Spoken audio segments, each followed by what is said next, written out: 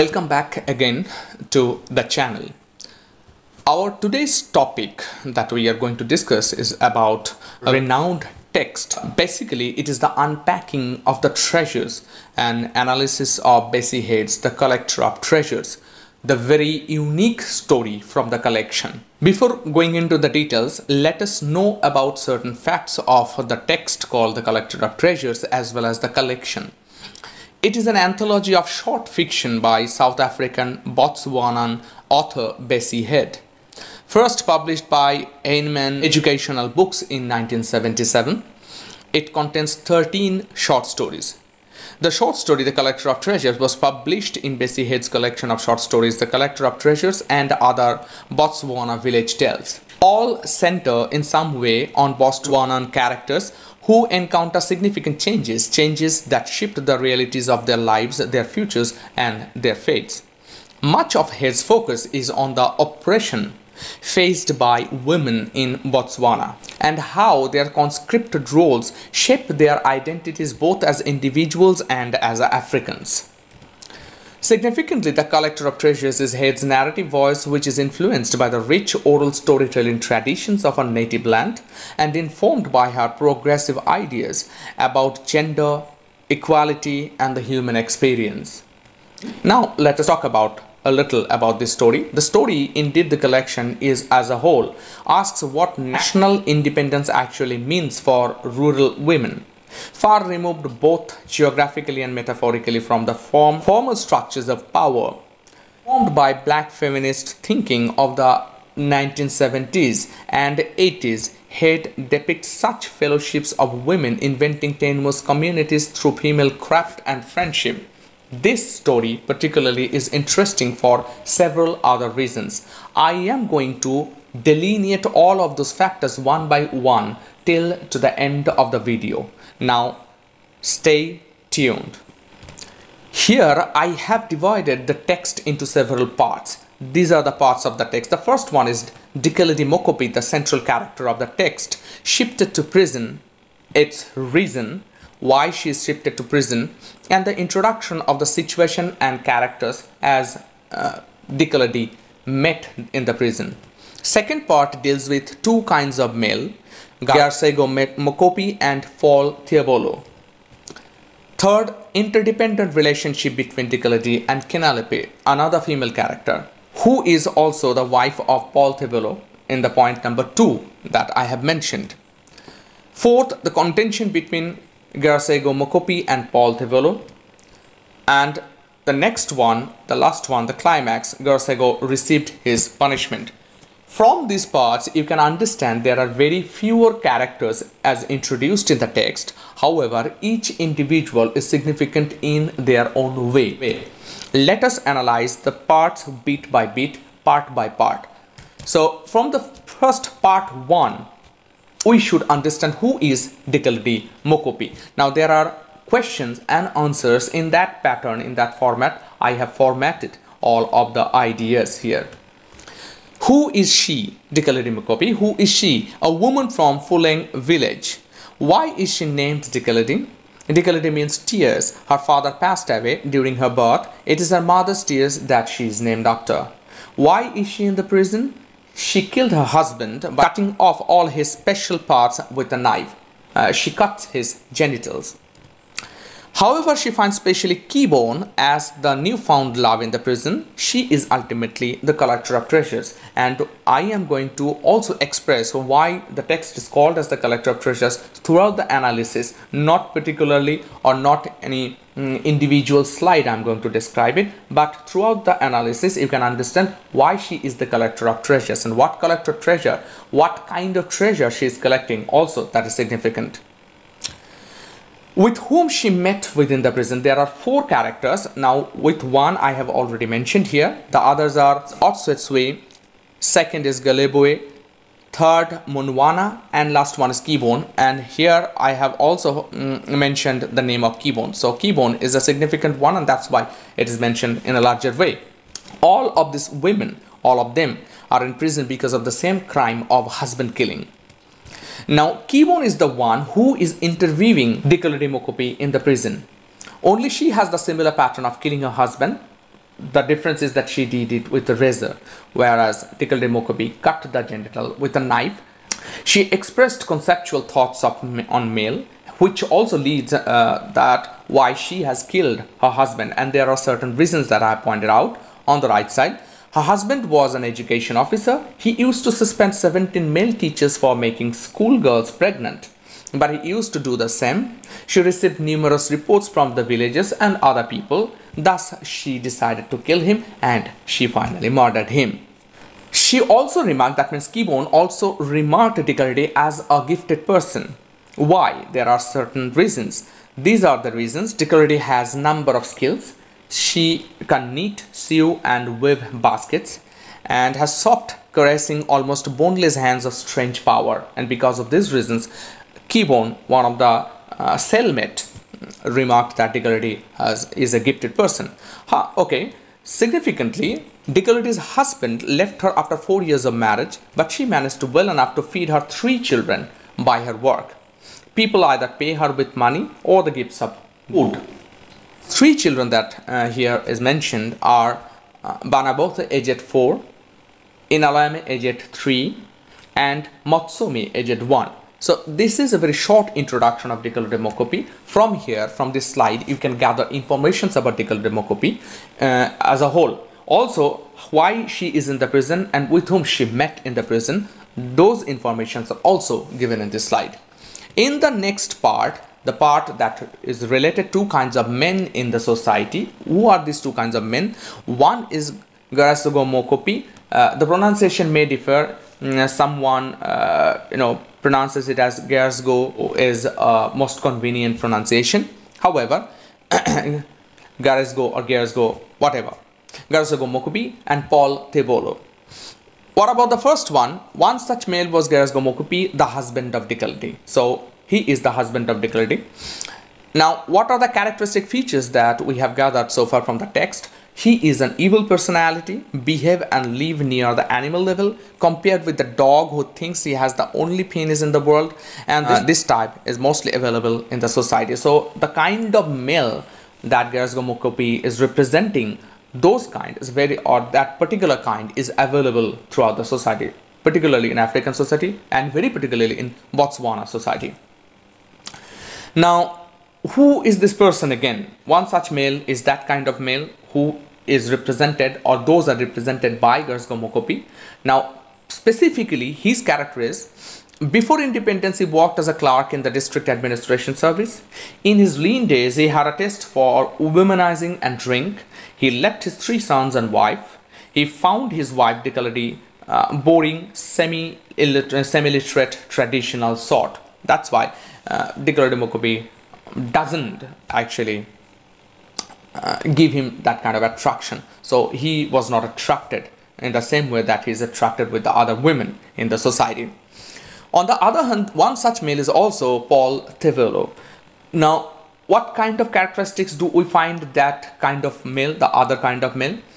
Those kind of male have the power to create himself anew. Poem of tenderness, turned all his resources, both emotional and material, towards his family life. Now, these are the collections from the text. These are basically the lines from the text. So this is the difference between 2 kinds of male. Now, if we are going to talk about Paul Thebolo's characteristic, here are these. With wife Kenalepe and 3 children, came to live in the village of Fuling. He is an honest somebody, attracted as wide range of male friends as his wife, maintained a good sexual life altogether with his wife only, brings surprise.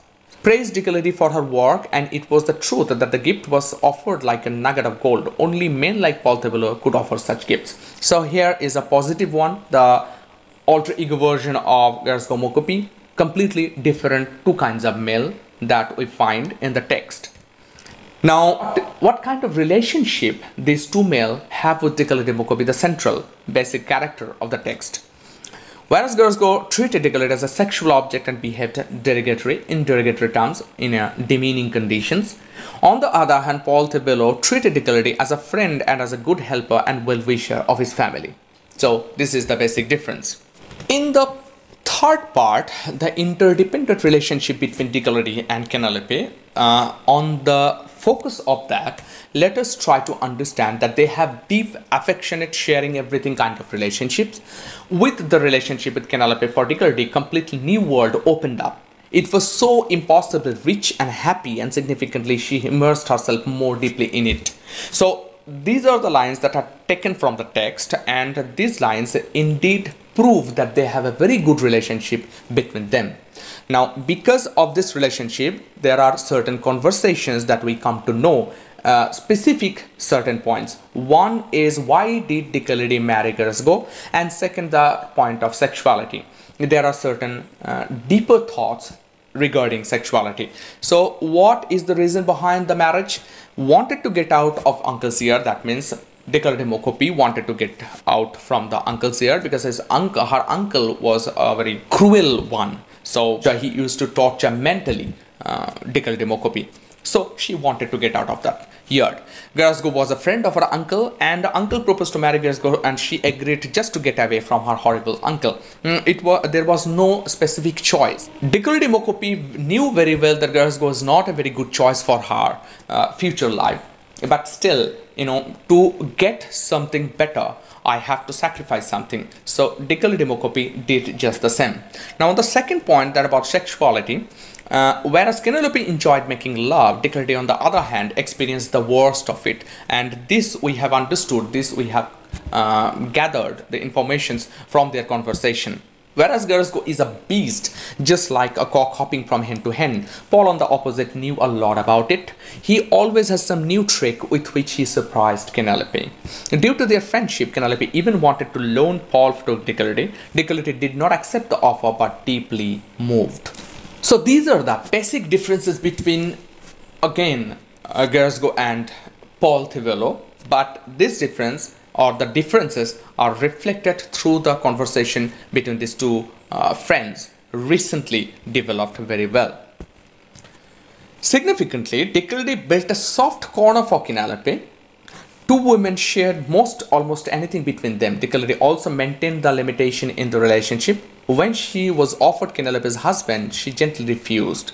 She valued the relationship. When Kenalepe had a miscarriage, Dikeledi kept her promise to wash and cook for her. She ran both their homes, fed their children, and kept everything in order. They were so close that when Garesego insulted Dikeledi when she asked money for the tuition fees for her son, she shared this with Kenalepe, who became furious and termed him as filthy pig. So we can understand there is a sort of relationship between Kenalepe and Dikeledi which is very, very strong, and because of their strength in the relationship, they shared almost everything. So this is how we can understand the interdependent relationship between Dikeledi and Kenalepe. Whereas there is a striking difference between the two male, Garesego Mokopi and Paul Thebolo, there is very seemingly gentleness and very stronger bondage between these two women in the text. Moving on to the fourth part, contention between Garesego Mokopi and Paul Thebolo. Now, what is all about?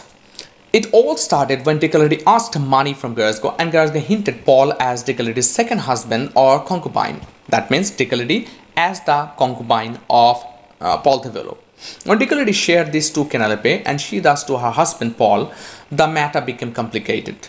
Paul demanded explanation from Garesego, and again his foul words made Paul angry. Paul hit him hard on his eye, and that Garesego took very negatively.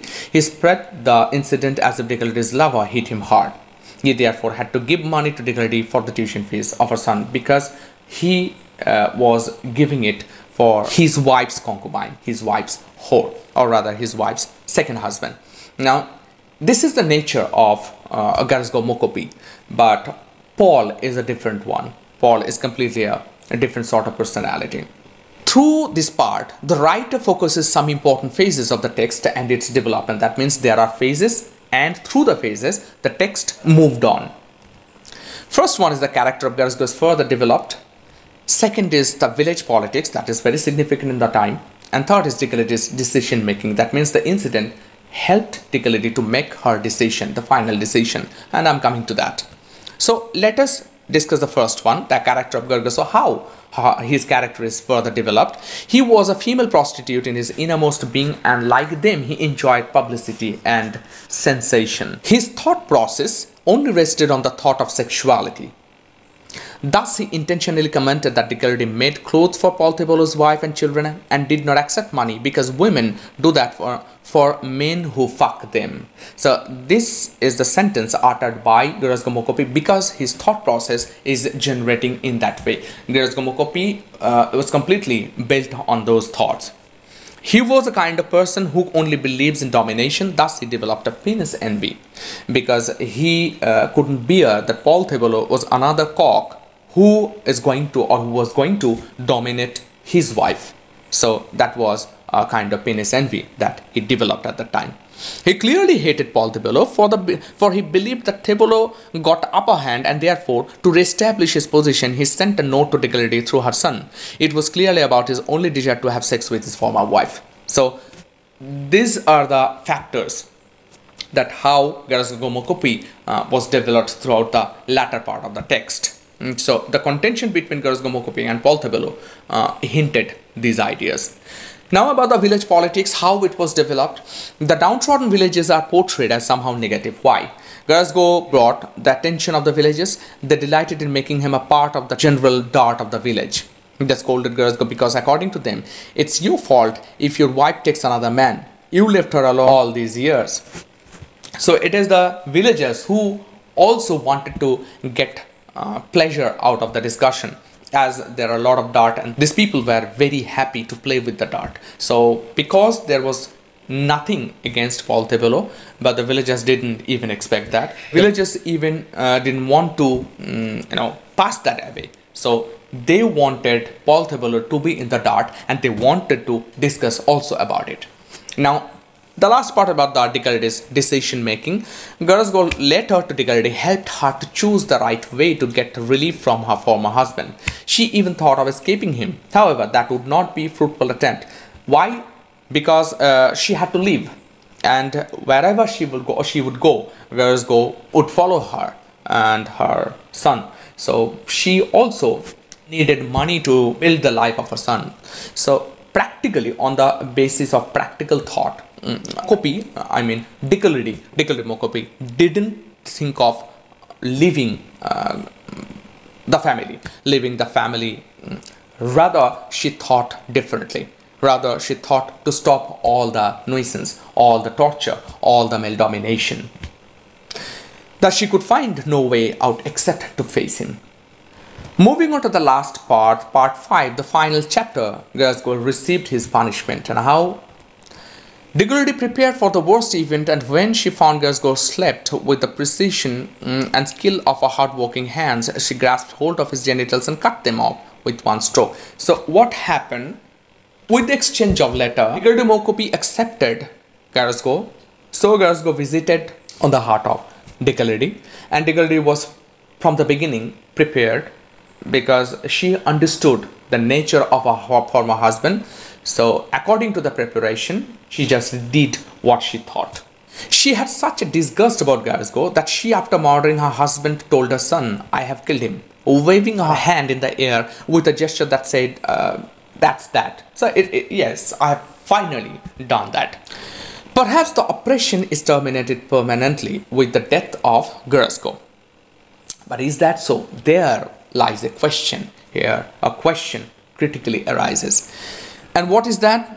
What significance would Dikeledi's imprisonment then have? So why Dikeledi was sent to the prison if the oppression was the root idea? If the end of the oppression is the basic idea, then why should she be sent to the prison?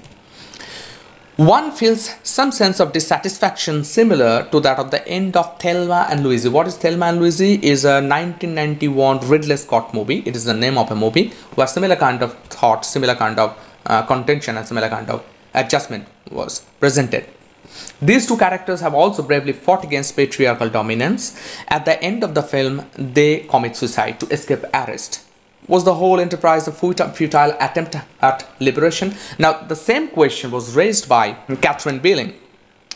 In her text written in 1992, Where Meaning Collapses, Alien and the Outlawing of the Female Hero. This is the name of the text. It is published in 1992. So what Catherine Billings said, what does one do with a female hero once she has discovered that her heroism is at odds with the social order that dictates happy endings?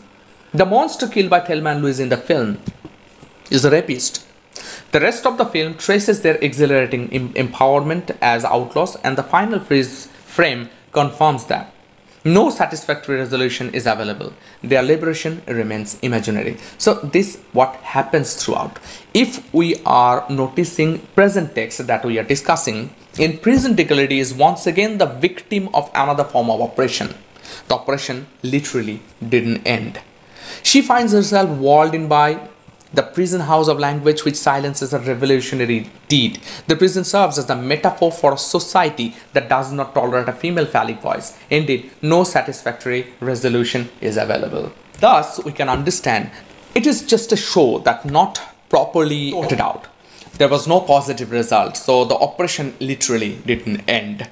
However, from the perspective of the ending, this is literally horrible. The ending is indeed brutal. However, the brutality is satisfactory because there has to be a poetic justice. It gives a poetic justice. The villain is severely punished at the end.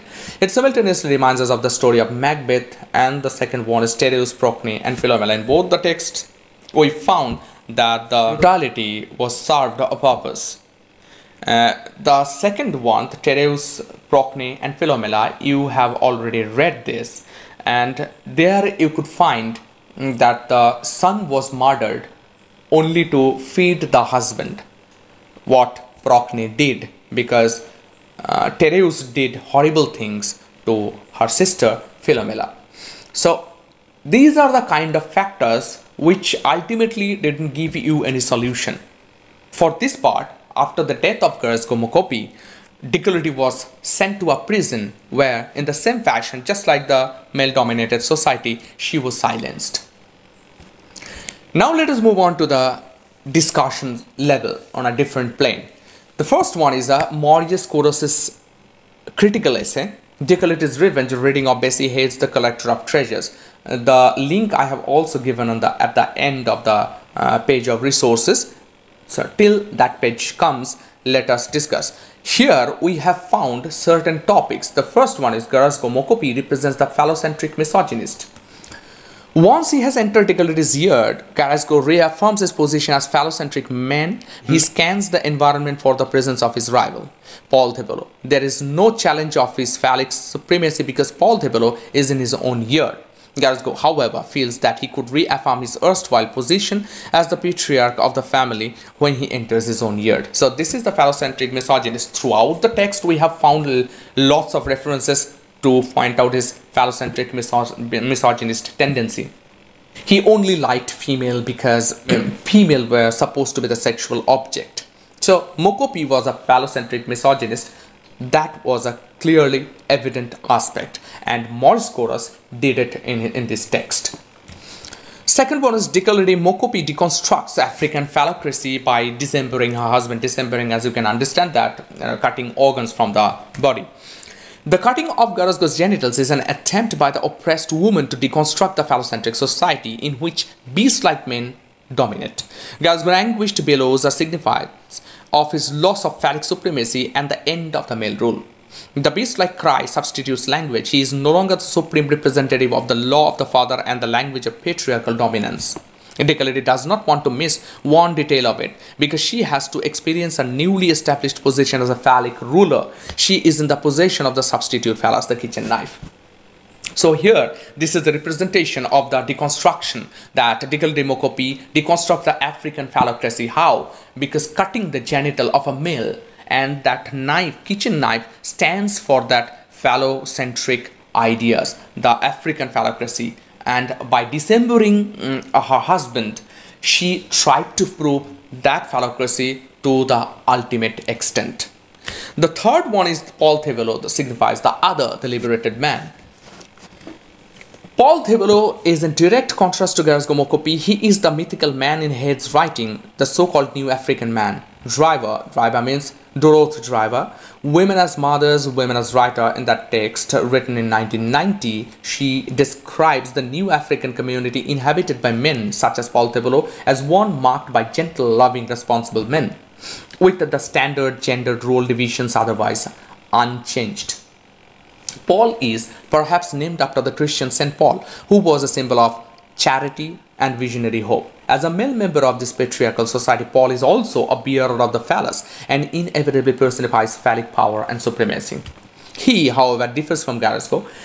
He does not oppress women in order to affirm his position. He is gentle, kind, and caring. He is the traditional role of patriarch who has to care for his family, but not to such an extent as was the case with Garesego. So you can understand that Paul Thebolo is the new emergence of man, the tender version, the gentle version, the version which is definitely not represented by Garesego Mokopi. So he is a new version, he is the other, signifies the other, the liberated man, the concepts, the ideas, the postcolonial ideas that was also revealed through him is an example of the liberated man. The ideas are completely newer, the conceptions are brighter. These are the concepts that was given by Mary's chorus in the text that recently just we finished the discussion. Moving on to the next slide, so there is an interesting part of the exchange of letters, and that is very significant because it gives us an Oedipal connection and an irony. The version of irony is also an interesting one. So what about the Oedipal connection and irony? Garesego life to return home and have sexual intercourse with Dikeledi, that explains the reason for his letter. So this is the letter that I have given here. Dear mother, I am coming home, etc. Not only does it try to be affectionate, he calls himself Ger. So it is not Garesego Mokopi or Mokopi, Garesego, etc. It's only Ger. But he plays on her emotions by calling her mother. He immediately places her in the inferior position of a caring and supporting wife who will look after his needs. Dikeledi interprets the letter as an expression of his sexual desires, namely that he is coming home for some sex. The only way in which he feels that he can manipulate Dikeledi is to act as if she is in his maternal superior, that he is like the prodigal son of returning home. Perhaps he tries to force her into the position of a Oedipal mother, the strong maternal power. So Garesego is behaving as if he is the prodigal son. So there lies the Oedipal connection, the connection between a mother and a son, and the connection is definitely a sexual one. So there lies the point. Through the exchange of the letters, we can understand this. The another point is irony. In contrast to his mother, she opts for Sir when she answers this letter. Sir, I shall prepare everything as you have said, Dikeledi. From her letter, it seems as if Dikeledi accepts his demand without questioning it. She is, however, aware of the real intention behind the words. Prepare is an ironic choice of words in this case because she also plans her final act. So it is her preparations too. So see here, P within bracket, it also sounds as a repair. So she is trying to repair something, the either kind of relationship, either the social status, either the position of woman, etc. So prepare or repair. The patriarchal association of women with the preparation of food in the kitchen is thus undermined. The castration of Garesego Mokopi was thus a premeditated deed of vengeance. Kenalepe had seen Dikeledi sharpen the knife on the afternoon prior to Garesego's arrival, and she detected a final and tragic expression on the upturned face of her friend. Now, these are the factors which also remind us of the Orestian trilogy by Aeschylus, and specifically it is a remembrance of the first one, Agamemnon, where Clytemnestra is preparing to murder Agamemnon after his return. So these are the connections that was typically found from the exchange of letters. Very tiny one, but very significant one too. Moving on to the next, the paradox of sexuality. What is this? Sexuality in African society is seen as the display of masculine power, domination, and the oppression of women. Paul is sexually liberated and innovative. The description of his sexual prowess, the description of his sexual prowess and his ability to surprise his wife every night contrasts him to Garesego, who has a totally different opinion about sex and the sexual satisfaction of women. For Paul Thebolo, sexual intercourse means something pleasurable to be enjoyed by both husband and wife, whereas it is just the opposite with Garesego. He needs a different woman every night in order to satisfy his lust. So this is the paradox of sexuality, the first part, that two people, two male, think differently. Kenalepe, Paul's wife, is even willing to share him sexually with Dikeledi. In this new idealized African community, which he tries to establish in her writing, the man becomes a sexual object shared by women for sexual pleasures. Now, Ezenwa Ohaito, in The Tragic Life, Bessie and Literature in Southern Africa, published in 1990, describes the female characters inappropriately as strong women who attempt to redefine their lives, who break acceptable social codes of behavior, become outcasts, and who are ultimately destroyed for this act of controlling their personal or biological selves. This perspective undermines the gist of his story. The women in the story are definitely not destroyed because they have gone against sexism in society. Ezenwa Ohaito's perspective is in itself turns out to be sexist too. He does not want women to fight traditional assumptions about sex and sexuality. So there lies the paradox of sexuality. Someone in the society who is holding the power of the male, so she is going to share that power with another woman because she is now holding the power of rape, the power of sexuality that Kenalepe wants to share her husband to Dikeledi. According to Camille Faglia, in her Sexual Persona, also published in 1990, comments that sexual objectification is the highest human faculty. Turning people into sex objects is one of the specialities of our species. This is a paradoxical statement because men turn women into sex objects merely to force them to ascribe to patriarchal notions of submission, control, and sexist oppression.